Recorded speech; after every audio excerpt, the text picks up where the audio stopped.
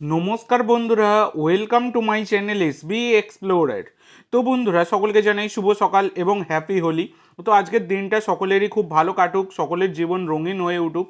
তো অবশ্যই আজকের দিনে যারা চ্যানেলে প্রথমবার এসেছো একটা করে সাবস্ক্রাইব করে দিও।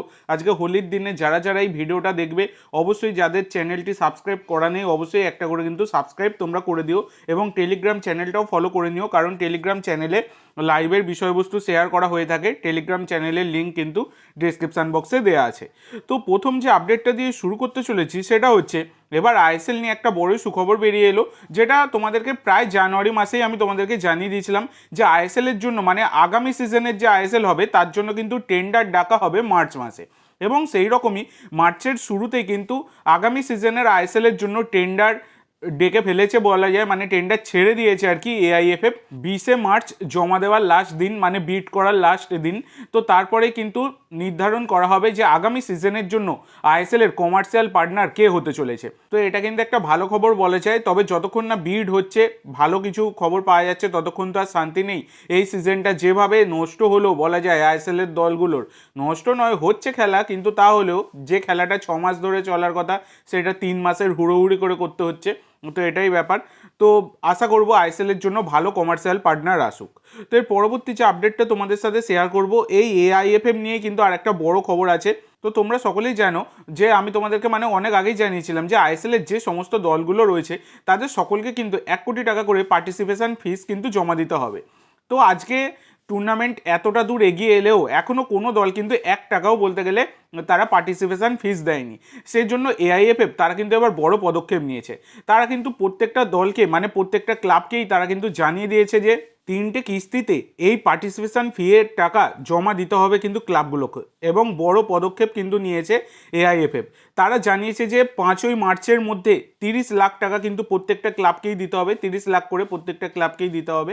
তারপরের বাকি মানে তারপরের আরও 30 লাখ কিন্তু 28শে মার্চ থেকে 4ই এপ্রিলের মধ্যে দিতে হবে 30 লাখ।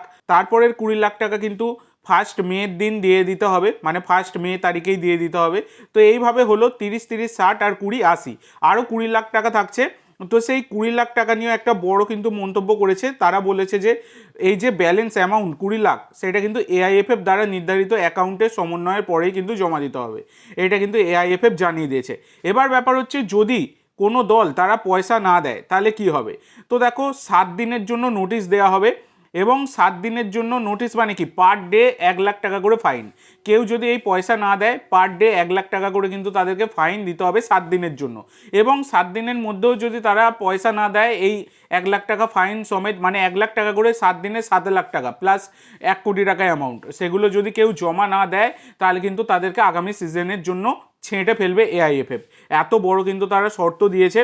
তো এই হচ্ছে ব্যাপার। তো দেখা যাক কী হয়। তো এর পরবর্তী যে আপডেটটা তোমাদের সাথে শেয়ার করতে চলেছি সেটা হচ্ছে কেভিন সিভিলি ইতিমধ্যে ইস্ট বেঙ্গলের এই আর্জেন্টাইন ডিফেন্ডার তিনি কিন্তু দলে ফিরেছেন। তিনি এখনও সাইড লাইনেই মানে রয়েছেন আর কি। তো তার মোটামুটি ফার্স্ট 11-এ শুরু করতে বা মূল দলে ফিরতে কিছুটা সময় লাগবে। তো দেখা যাক কত তাড়াতাড়ি তিনি ফিরতে পারেন। তো এর পরবর্তী যে আপডেট এবং লাস্ট আপডেট, একটা গুরুত্বপূর্ণ আপডেট তোমাদের সাথে শেয়ার করব। তোমরা অনেকেই রবসন রবিনোর ইনজুরি নিয়ে জানতে চাইছিলে। তো তোমাদেরকে এর আগেই জানিয়েছিলাম যে রবসন রবিনো তিনি নিজেই জানিয়েছেন যে আশা করি পরের ম্যাচ খেলতে পারবো। এবং যেখানে কোচ সার্জিও লোবেরা তিনিও কিন্তু জানিয়েছিলেন যে রবসন রবিনো কিন্তু খেলতে পারবেন। তো সেক্ষেত্রে এখনও অবধি যা খবর রয়েছে রবসন রবিনো খেলতে পারবেন না এইরকম কিন্তু কোনো রকম খবর নেই।